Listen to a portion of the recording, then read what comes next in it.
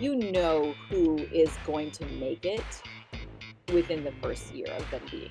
Where, Yeah. first of all, with leasing, you got to be careful because if you just push through, you can end up with and it's really helping millennials understand how to buy real estate and use it as a way to build wealth.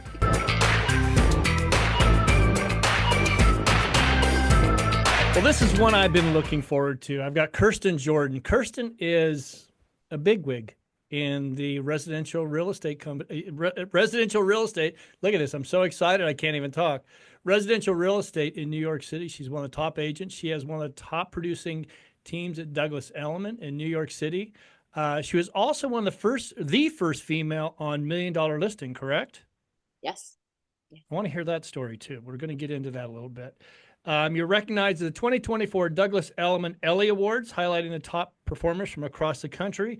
You're a regular real estate contributor on Fox News. You kept popping up everywhere. Every time I go on, I put in your name, and now it's on a A lot of phone. Fox, a lot of Yeah. Fox. Now Neil's not there anymore, so it's Oh, unfortunate that's because yeah, slow I was always down. on with Neil Cavuto, and Yeah. there he went. Yeah, well, I appreciate you taking the time to do this today because, most of our subscribers, it's geared toward mostly commercial real estate, but you were enticing because I really think you want to be well-rounded and understand what's going on in residential real estate. And today I want to talk about what made you want to get into real estate. Obviously, we want to talk about Million Dollar Listing a little bit, building a team and growing your business, how you're doing that. And I want to close with one of your craziest or funniest stories you've had from being a residential broker in New York City. So again, thank you for coming on today, Kirsten. Yeah, thank you so much for having me. Where do you want to? What do you actually want to start with? Which first thing? Oh, I want to just get right into the nitty gritty. You know what? You talk to, or I actually watch some of these shows. I watched Million Dollar Listing, and the way it makes this industry, or I guess your industry, I'm in commercial, you're in residential, it makes your industry look so simple when it's Yeah. not. It's very complicated. Can you kind of break us down the difference between the show and the reality? Because I think a lot of people need to hear this. It's not sitting in a fancy restaurant talking on speakerphone doing Right. counters. Yeah, I do less. I do a lot less speakerphone in real life. That's for sure. Yeah, Speakerphone's a good effect though. It does make it a lot easier to convey what's going on in a absolutely. conversation. So I understand why they use that. Sure. For me, what was really so I think taking a step back, I hadn't really watched reality television at all when I was cast on Million Dollar Listing in New York. I was excited about the opportunity because I felt like I was a really good fit for for the franchise because I know real estate really well. I've been in the industry for now almost 2 decades, and so it felt like a great way to have a creative outlet and do something different that potentially could lead to more business and even like maybe a personal brand or something like that. And so when I was cast, I had not really taken a lot of time to think about or do research about what it was really going to entail. Like my husband would watch Million Dollar Listing in the background over the years, and I had walked by and I would like see what they were doing. So I wasn't totally in the dark about what they really did, but I also never sat and watched a bunch of other reality TV to really like study how I was going to do it.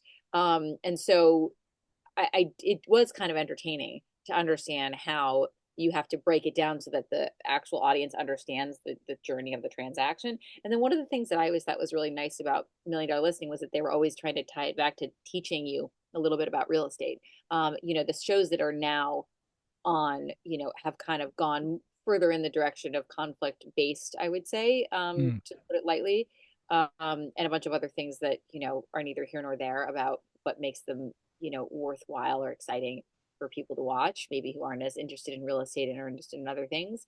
But what was really interesting was, yes, we had to really break down the journey of the transaction so that it made sense to the viewer. So it was really clear which scene, what the point was of the scene, even if everything is based in reality, obviously, and this is all real.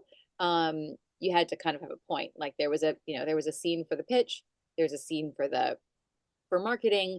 There's maybe a couple of in between scenes that potentially tie back to this property, and then there's the offer accepted conversation, which effectively is where the commission goes across the screen and everybody is excited about the sale itself, even though it hasn't actually closed yet, because as we know as real estate agents, just having an offer accepted doesn't actually mean that you've closed a deal yet, Yeah. which is really different than how they show it on TV. Like you have all of a sudden like, yay, we have a deal, big hug, and then you got paid, which would be really amazing if that's really how it went. Yeah. All of a sudden, the big dollar signs start popping up. Exactly. It's a closed deal. Yeah, it's something because I watch those shows and I see, I'm like, wow, that we really did it, if it was really that easy, there'd be a lot more people in the industry. But it's Yeah. definitely not. Now, how did you get started in real estate? What did you do before? I got started in real estate when I was 24. So before that, I had basically graduated college. I worked in Chicago. I moved to Chicago. I went to school in Wisconsin. Mm. So I went to University of Wisconsin-Madison, and then I moved to Chicago for a year after college. And while I was there, I did so many different jobs. I was in event planning, and then I did land, what is it called? Destination management, which is like the worst part of event planning, which is like making sure that people get where they need to go, Right. literally, like it's like transfers and buses and trains and automobiles and that kind of thing. I also worked for a photographer. I was a barista. I was a waitress. I did a lot of different things while I was living in Chicago. And I woke up one day and just said I had studied abroad in Italy during college, and I decided to go back to Italy. And so I sold all my belongings and I moved to Milan. I slept on a friend's couch. And long story short, I ended up living in Italy, and I ended up getting eventually, after almost a year in Italy, I got a job, a real job, not waiting tables, teaching Right. English in stores and things like that. And I was a salesperson, so I was selling the licenses for designs for greeting cards and wrapping paper. So I was effectively selling the rights to use, pictures of Santa Claus and bunny rabbits and things like that. And I used my Italian, because at that time I had gotten to a pretty good place with my Italian, to help translate for my owners who didn't speak English to get these appointments. And so we would travel around Eastern Europe and Europe and go in person to sell these Mm. licenses for these designs. So we did everything from Czechoslovakia, Czech Republic, um, Germany, UK, all that, Switzerland, and it was really, really, really interesting. I got myself into a little bit of trouble because I was dating the son of the company who wasn't the right person, and I had to come home. Basically, Uh-huh. it just didn't work out.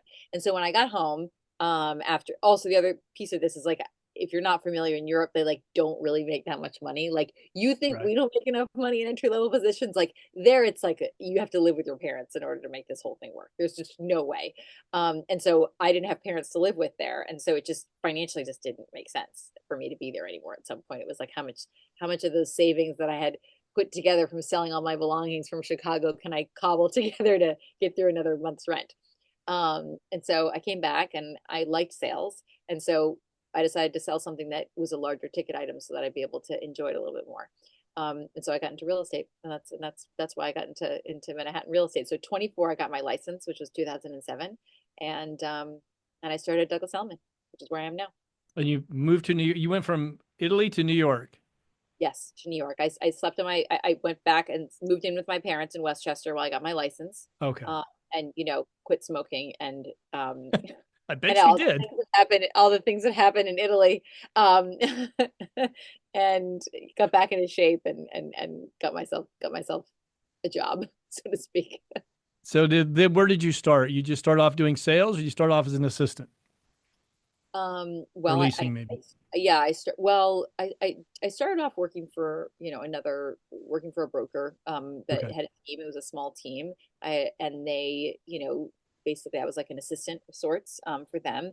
It wasn't the right fit. I lasted about 6 months with them, and then Okay. I worked for a top agent, at the time, who needed an assistant. And so I worked for her, and I did everything, because at the time you could have an assistant that basically did, showings and marketing materials and then admin and all the things, and that's what I did for her.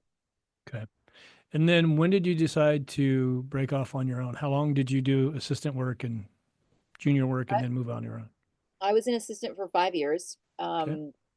5 years is like, it's a lot of days of the week. I think there's like 8 or 9 days in that week, because it's Of like course. you're just always working. It was great though. It was an incredible experience. I learned so much. I yearn for that business model again. I feel like as somebody who has more than one person doing operations right now, I'm like, Yeah. what happened to the good old days where you just had one person and they just did everything and you just Yeah. paid them more money when they needed it. Uh, you know, but it was a great position. And then I got married and I wanted to start having a family, and so I stopped being an assistant. But I stayed on her team as a producer, like an agent, Okay. and I kept going. And I think I was there for a total of almost a decade. I think it was like 9 years when I moved. I moved and I started. I was one of the founding members of the Hunted Advisory Team, which is a team at Compass. They do a ton of business. It was a great experience. I was there for 4 years while I had my third child, and then I was cast a $1 million listing the in January of 2020. And that was what made me decide eventually to start my own team. Because once I started filming and once it became clear the way that that was going to go with that show, it felt like the right thing to do was to go on my own and potentially start something. Yeah. Now, did you reach out to the production company, or did they reach out to you about coming on board?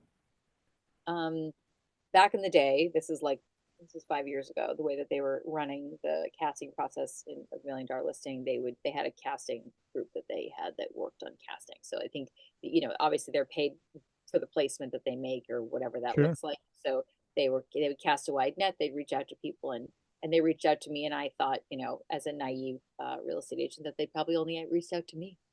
So I thought, I'd been discovered, so that was totally going to go great. And so I went through the casting process, and here I Okay. am. All right. Very good. So now you've built a team. Let's kind of dive into where you're at now. Do you focus mostly on buyers or tenants and or listings, or do you guys do everything? We do everything. Oh, you do. I would say we really focus. We have a really robust listing business, which has been wonderful for the team. It becomes more and more of a listing business as time goes on in general for us. So I would say that the search aspect is still really relevant, and we do a fair amount of buy side deals. But the listing side of the business is really where we shine. And I do have several owners who have properties that I also represent when we on the landlord side. So we do a fair amount of that business as well. Okay. So you just didn't want to come in and focus on the luxury because you see so many people, they just, oh, I just want to do luxury. That's all I want to do. That's tough. Luxury is great. Yeah, I think that the longer you're in the business, the more you want to focus on luxury. But if you don't sure. have an infrastructure that also supports the other part of the business, you can have. I think the swings of the year can get pretty big. You know, Yeah, absolutely. So what is your, now you do work in Florida as well. So you do New York and you're licensed in Florida as well? I have a Connecticut license, New York, and Florida license. I have really only transacted in New York. Okay. Transparency. I've keeping that Connecticut license has been important because it's again, you never know. And I have a house up in Westchester. And then with regards to the Florida piece, I just got that license less than a year ago, Okay. and it's just been really interesting to get in there and understand what's going on in that market for us. Are you going to open an office down there? Or is this too, I shouldn't be asking maybe on camera. I mean, I think I need to know a little more before I get in Right. there. In general, to keep the real integrity of the way that my business is, I would have to have a little bit more comfort and confidence in what's going on down Okay. there to do All something. right. And if you don't mind me asking, what is your typical client profile like? Or are you just across the board? You know, I wouldn't call my typical client profile one that's necessarily a demographic. I would Okay. say my typical client profile is somebody who is collaborative, trustworthy within my network. I work with a fair amount of Europeans and Italians, but the truth is I really pick clients based on whether it's going to be a pleasant partnership of sorts. I try to steer away from you know relationships that really are going to that could potentially leave us in with a gaping marketing budget hole, or a or like a situation where there's just not we can't service the needs that they have because maybe those expectations are beyond what is realistic. And I think because we do over deliver at every price point, and that's one of the reasons why we have a nice, robust business that spans a pretty large range of prices. And I think that over time, that's what I'd like to be able to do. And then clearly, yeah, the bigger deals are really really fun, and a lot of those people are can be really lovely to work with, and that's really nice. It is. So let's talk a little bit about your team that you've built. So it took you a few years. You built a team. You have 6 agents and 3 admins, correct? As of now, yes. Okay. How? You never know. You never know what's going to happen from one day to the next. Okay, in I this know. I know. It's it's fun times right now. We're going through it. We've just had for our commercial brokerage. We have found 3 really top-notch agents we brought on board, and we're just so thankful that, and we're like, we're not concerned about bodies and chairs. We're concerned about if I got to be in the office with you, I want to be in the office with you. And I'm not worried about getting them to produce. That's going to happen because of their work ethic, but I'm with you. It can be tough out there. But now building your team. So you were a single real estate agent out there. I mean, when I say single, I mean it was just you and you didn't have a team yet. When did you feel it was time to start building a team? well, inherently, when I left the team I was at Compass, Yeah. where I was at Compass, it was time for me to kind of get someone to help me. I started with an assistant while I was still on the team, Okay. because I mean, at the time, my son was 3 years old, my youngest child, and it just was not sustainable to be doing in every aspect of the business anymore. And to be honest, I really wish I had just done that sooner, and just really just was it, I mean, waiting as long as I did. I mean, I think I've told every single podcast and every single opportunity I can get out there in the world and talk about this, that like, there's no medal for doing it all yourself. And the reality is if you do have a real strength, you really need to focus on that strength.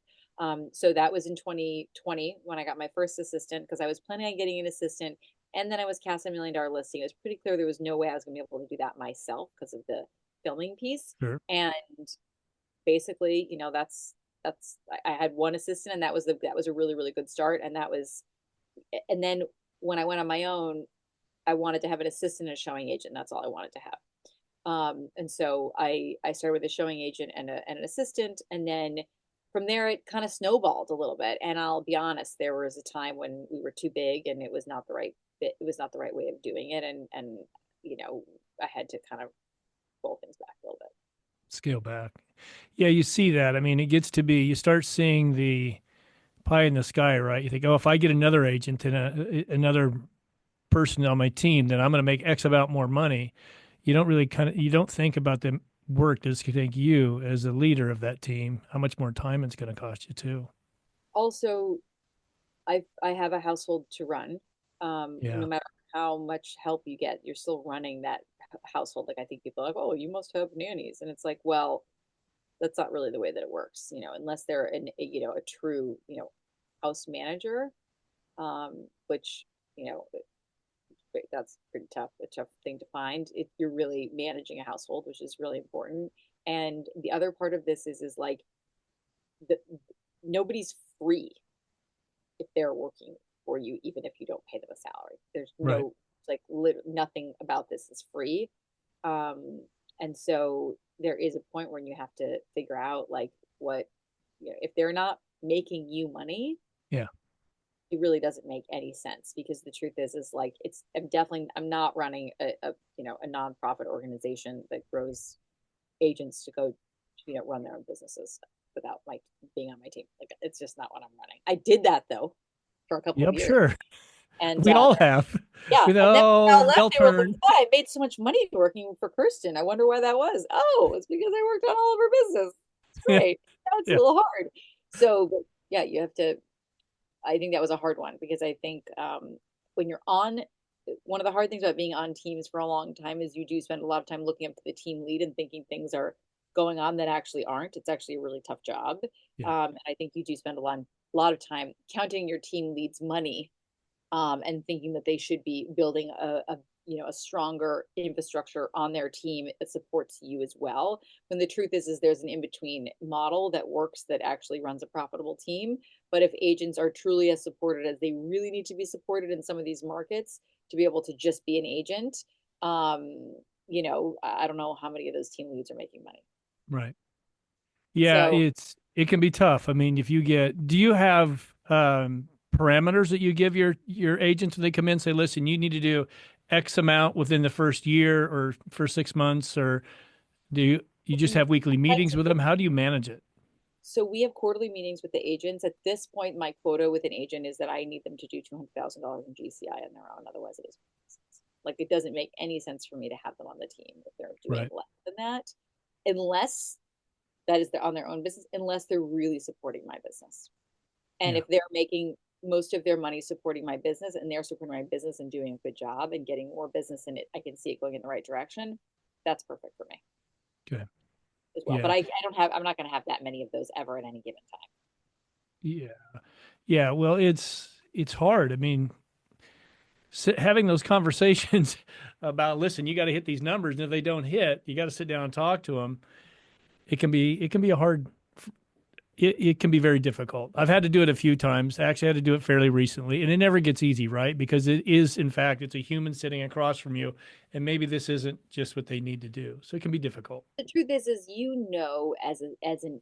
a broker owner or teamerage owner or broker team lead, you know who is going to make it within the first year of them being where Yeah, you are. And if they aren't making it yet, but they're doing all the right things and they have all the right connections and it's just taking a minute, that's very different than they really don't get what it takes to do this business. And there are a lot of those.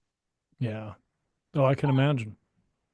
Yeah, and obviously residential real estate has so much glamour, and so and it's not going to stop. I mean, people Yeah, really think that people are making money doing these, doing stuff that doesn't involve making money. right.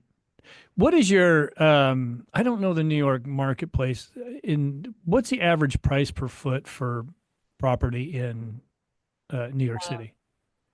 so the thing is we've got condos and co-ops and townhouses, so it's Yeah. That's tight. Like, a lot of townhouses are not. I mean, a lot of townhouses are like $1,000 a foot, $1,200 a foot, maybe less, because of the fact that you have all this loss factor with the stairs and things like mhm. that. Whereas with condos, you're running, well over $1,000 a foot between $1,000 to $2,000 a foot, depending on the quality of the condo. You're probably averaging in the 1,500 to 1,700 a foot on the condos, and on the co-ops it's lower because of the illiquidity aspect of the co-op. Sure. I want to go back to your team for one thing, for one question. And do you hire experienced agents only, or do you have bring on new agents and then provide training? We continue to evolve this model. I started off with new agents who Did you? needed support, and I would say that that party's probably over. We hired our last agent that doesn't have experience. The only way I could see hiring somebody without experience at this point is if they're going to be in what like the third chair kind of position, which would be like truly, you know, running around doing appraisals, opening doors, doing some showings, things like that. And then it would have to be pretty clear that they were able to start converting and figuring things out and being a support to the ops Yeah. team, in the meantime. So it's like, but right, or and they have to have done some, like, I need to know kind of what they did before. But I'll tell you, I came in with 6 months of real estate experience working as an assistant for the woman that I worked for half a decade, and like I was in it pretty fast figuring out what to do. So I don't, but at the same time, I wasn't expected to produce. I was just expected to support. So Right. it's a different role. Yeah. Yeah. It's how big a team do you want to grow to? I mean, I'd like to make more money with the same amount of people for a while. That's smart. I'd really like to have no more. I'd actually like to, I mean, I think that the perfect amount of ops people is the amount I have. I think the perfect amount of agents, if they're all producing, is right around what I have. Maybe I'd go up and down an agent or two at any given time based on like the revolving door aspect of figuring out what's working with the entry level people. The other area where I could see taking on somebody who is more who's new and doesn't have a ton of experience, um, are potentially people who are super connectors coming in second career later in life, true hustle, because if you do have that patience and you have the a depth in a network and you have life experience, I can do a lot more with you. Sure. Whereas if you don't have life experience and you don't have real estate experience, I can't speed up life for you. Right. And there is a piece of residential that is also just having life experience. Yeah. Because homes, there's a life piece to that of like Yeah. what happens to a home, what do we, and a lot of the people who come to me are women who are either divorced or in their second, they want to start another, second career, whatever that is. And it's like, okay, well, if you have life experience and you're a hustler and you have connections, that's not so bad because I can help you get those listings and get you going and close those deals. But it's got to be, I mean, again, it's got to be a really great personality fit. Yeah. Yeah. I can see that. When you were starting, how did, or actually maybe now, how is somebody new that wants to get started in residential real estate? I mean, do they just start cold calling? How do they do it now? I know social media is a lot. I'm going to get into that with you here in a little bit too, but And I think as a new agent in this business now, I do think that the assistant position for an agent that's a strong agent that's looking for someone to work for them is probably the best place to start. Because getting deal volume by yourself on your own is like so difficult. And the stops and starts of all of that and not getting to that volume piece yeah. is tough. Um, and but you have to understand that mentorship is truly a two-way street. So if you're not willing to bring the value to the table to the mentor that you want to work with, I really think Yeah. you're Yeah, that's something that I see is that people are getting into this industry and they want to take from a mentor. They want to learn from them, but they're not bringing enough value to the mentor. For example, doing if they're older and they don't know how to market, step up and go do the marketing for them. Make it a two-way street so everybody's helping in and moving forward. And so I agree, like you, that's a great place to get started. it is a great place. And frankly, whatever they're going to pay you for you to work on this stuff is probably too much. So you just need to be Probably right. like, yeah, exactly. Like, I mean, everybody, does a couple deals and they want to get like, the lion's share. The truth is if you are working on transactions and you're getting transaction volume, Yeah. the experience of being on transactions is so invaluable that it cannot be discounted. And frankly, you should be paying for them for that experience. And if you're not adding value, you'll quickly no longer have a mentor, I think. Yeah. Do residential agent or residential brokerages, not necessarily yours, but in commercial, like our company, we do training 8:30 in the morning for an hour, and then we do it at 5 o'clock. We do a training too for the new agents only. Does residential do that as well? It depends on the firm. I would say firms like Yeah, Douglas Elliman don't really do that. There's other firms that are they do. that kind of have that training program aspect. Triple Mint had that, and then they were bought by the agency, and then it went away. I think Mm, Elegant might have it. It's you find that the smaller firms that maybe they've put the energy into it because the truth is that the only way to truly hire more than one new agent at a time is to have a training program. Because if yeah. you have more than one new agent at a time, it's like it's like I don't know what you want to call it. It's like watching 3-year-olds run around in a, you know, It truly is. it literally like they're just bumping into each other. It's like you Yeah. Yeah, can't. and in commercial, the brokerage pays for all the tools, whereas in residential, the agent's paying for it. So it behooves us to really make sure that we're bringing in the right people. I actually put together the first 90 days in commercial real estate. I put it up on the website for anybody that wants to get it. And that seems to be helping a lot of people because it really lets them realize what's really coming at them. Next, let's talk about you're going to be growing your business. How do you want to grow it? You're satisfied with the net amount of agents you have. How are you going to go out and continue to grow your business? Um, so this is the biggest battle for Yeah. me because of the fact that I genuinely like I genuinely like developing the existing relationships that I have. I love meeting new people. But I get a lot of fruit from my existing relationships. And so for me, it's finding a way to get in front of more people and add value and also have that translate into sales, right?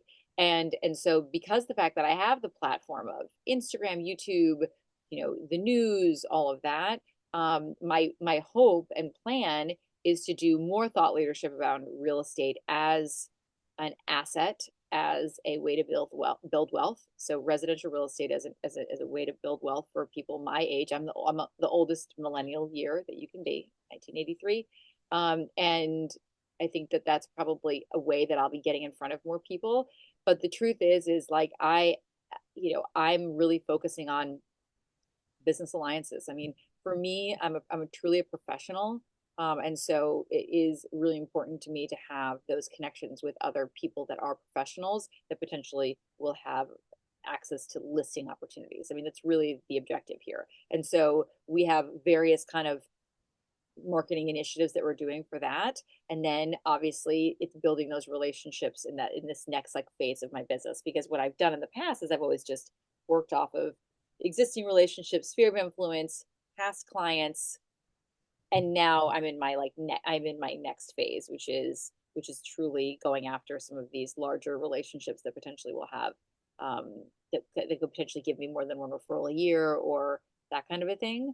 And the great thing is that I'm I'm happy to do free, or I would call it, any sort of presentation or any sort of Q&A or anything for their group or their team around what we're seeing in the real estate market right now, and and that kind of a thing. So, I think that's kind of the way that we're going to be going with the future.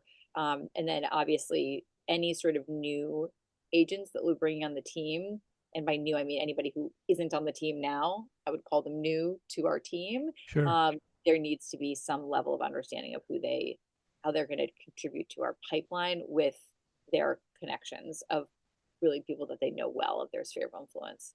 Okay. um, and seeing if they can hustle with that, which is a very difficult business model to go after. And so it's really, there's a very few people that you can have join a team like that. But that's kind of what we're looking for in the next phase, because finding people who can work on my business, like I've done that and I know how to find that, and that is kind of a constant pipeline as they grow and they grow up. But the truth is those people, I spend a lot of time with them, teaching them, if they're at a certain point, how I like things done and how I like to do things, and putting them on, some of the opportunities so that they really do well by my people.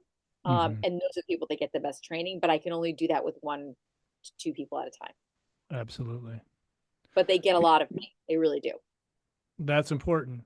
That's where their growth is going to come from. My clients love it because I'm really part of it, but they get this quality agent who's really like not an apprentice. They're really a real agent that's, Yeah, we're both benefiting from the scenario. I agree. What is your number one lead generator? Is it your marketing or is it your sphere of influence? Or, I mean, your past clients, referrals, that kind of stuff. It's really my sphere of influence. Yeah, Really is. And like, I figured it.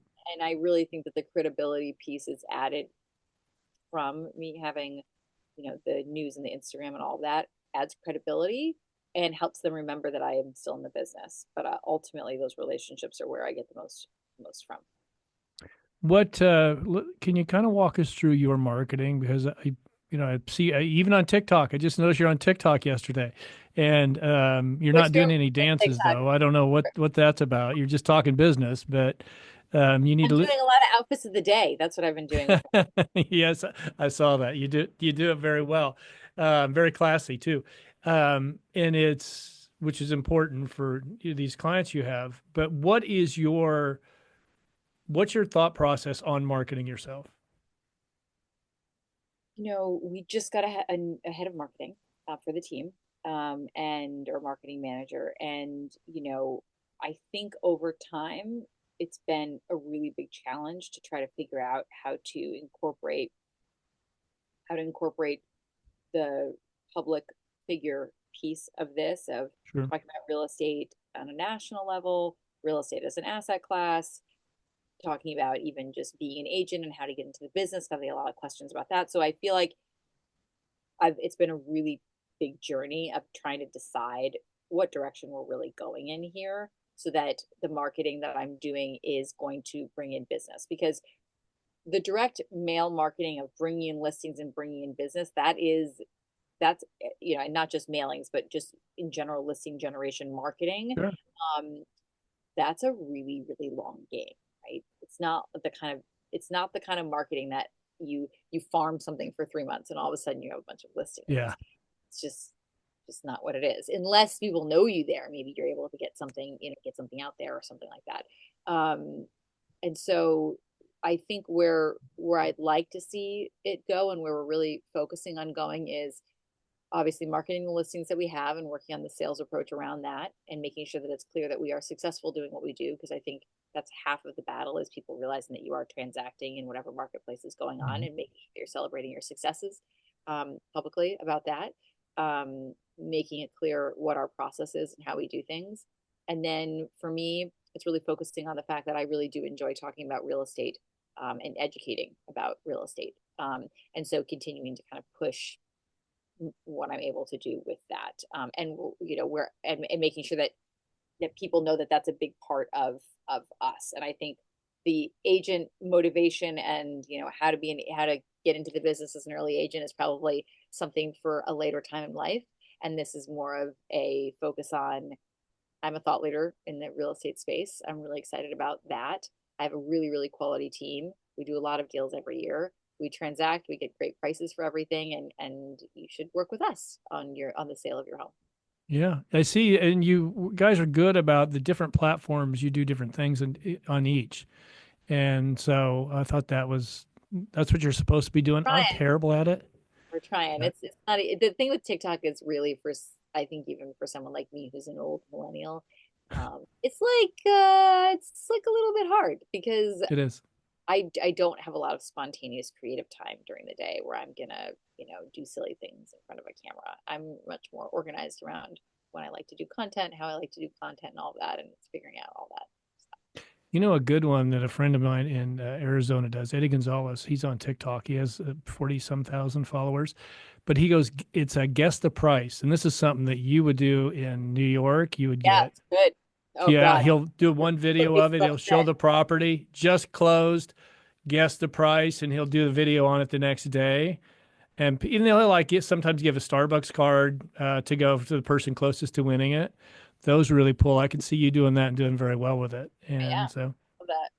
Guess the price. Yeah, exactly. People be in shock when they see the prices in Manhattan. Um, what platform pulls the most for you? I mean, Instagram really does. Yeah. I do think we do well with YouTube, and there are people who will say, "Oh, I always watch your YouTube," and I'm always like, "Wow, thanks." I don't know if I do, but Instagram does pull the Yeah. most, and then obviously, yeah, reposting any of the news appearances and news clips is really key. Yeah.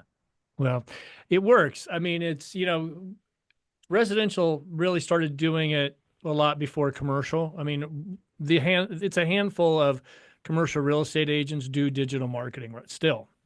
And it works. We've been doing it for as long as I can remember. And we probably get at least 1 to 2 good leads a week that come into the company. We get more than that, but they're not all great. So it does work. And I think if you're a new agent, you got to be really smart about how to set your marketing up, because it can help you make money a lot faster. Oh yeah, 100%. I think it's really important to be clear about the fact that this is what you do, this is what you do for a living, this is what you're, Yeah, a lot of that will really help get you business I early in think the. so. I was actually, speaking of TikTok, Ryan Serhant has a TikTok. I don't know if you've seen it or not.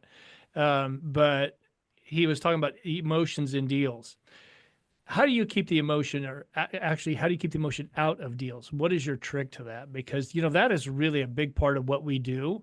the sellers and the buyers, they're the, landlord and the Right. tenant. They feel the landlord's out to get them. How do you remove that emotion? Um, I mean, honestly, I'm kind of just like a pretty I don't know what I was gonna say. I was gonna say a cold and heartless person, but I don't think that's really fair. I would say you have to have a little bit. There's a book I'm reading called The Wisdom of Psychopaths, and Okay. a there is something to be said for the fact that success does come from also not getting wrapped up in stuff. And I think when with my sellers, I'm always explaining to them like, hey, listen, I know this isn't fair. I know you don't like this. I know, but like this is where we are, and your deal isn't the only one where I'm tearing my hair out. It's Yeah. really a tough marketplace out there. Um, but that being said, I do think there's a point when things get too far, and it's okay to say these people are so crazy we should probably walk away. Yeah. And I just did that the other day, and I am so against saying these people are so crazy we should walk away. And I literally, when he was like, I think we have to walk away, I said, I think you're right. It there nobody's nobody's listening to each other. There's no Yeah. way we can get this as a meeting of the minds. Every single time we get them what they need, it doesn't satisfy them. They're coming back with something more. There's a miscommunication, no matter, and it's two parties that are a problem, both the attorney and the buyer. And we both said, you know what, especially in a case where, first of all, with leasing, you've got to be careful, because if you just push through, you can end up with a bad tenant and you have a Yeah. problem. Number one. On the sales side, if there's risk of, this person being a real issue up to closing, like a real problem, you do have to listen to that. So I think like my objective is always like not to get riled up. Yeah. But sometimes when you're like, why is it that I can't seem to get my head around why nobody can, when you've done the conference call, you've done the thing you never do where you put the seller and the buyer together, and you have a, and then it's still not working. You're like, okay, guys, Yeah. we're done Yeah.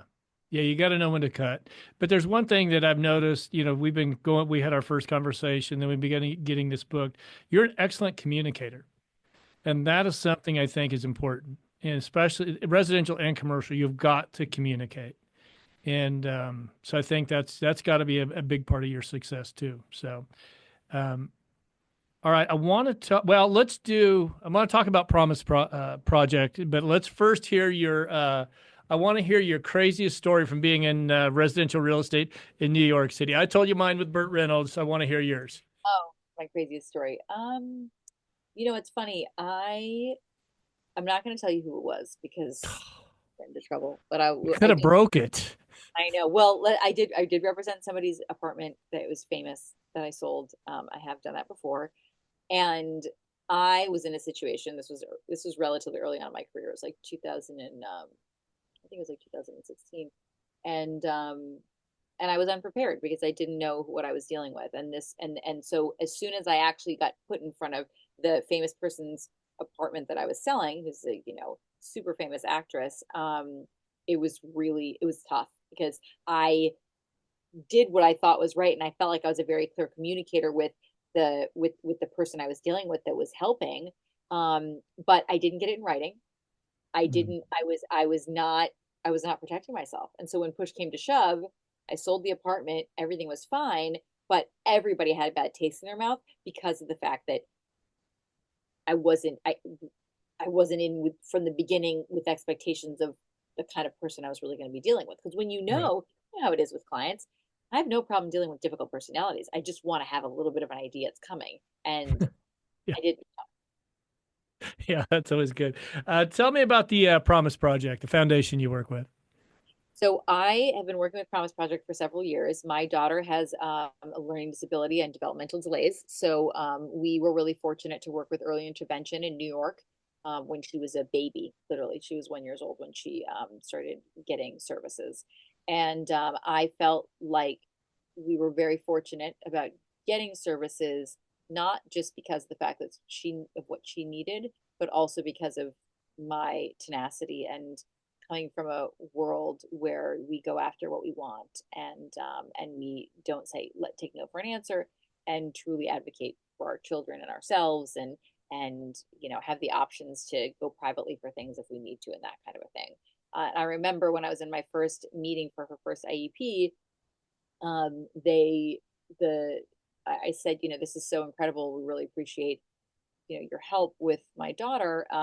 Is there any place where I can go to give back, because it feels like we've been so fortunate, to be able to get and these are public services. So it wasn't something where but I just felt like I was able to get the resources I needed, because I was also I just felt like it was something that had to do with privilege in general. And the woman looked at me like, what are you talking about? Give back to who? I mean, Yeah. obviously these are taxpayer dollars. And so when I found out about Promise Project, which effectively they not only do research for, but they really help families who have children who have learning disabilities, be able to get the testing that they need so that they can figure out where they need to be. And this is a missing link for a lot of families, because the evaluations for children with learning disabilities are really expensive everywhere, and a lot of the time they don't take insurance to do these evaluations. And so there's a research component, and there's a real helping component for children who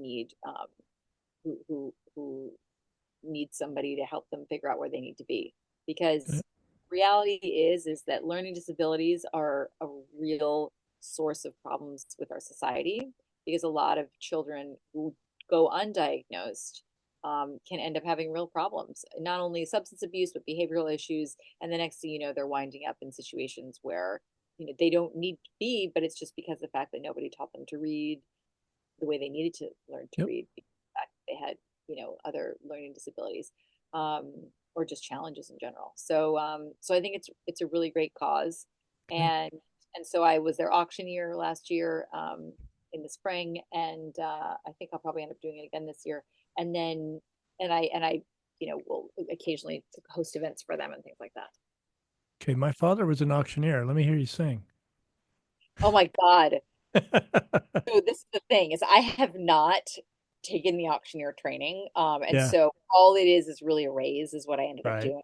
I ended up doing the raise. But I've learned a lot, even in that process. But I need to figure out what's I would like Pretty to do. I amazing. would like to go to auctioneer school at some point. Yeah. So There's one in Missouri. That's where my father went. I And know. The he would Missouri sit is in a big front of a deal. recorder and practice every night.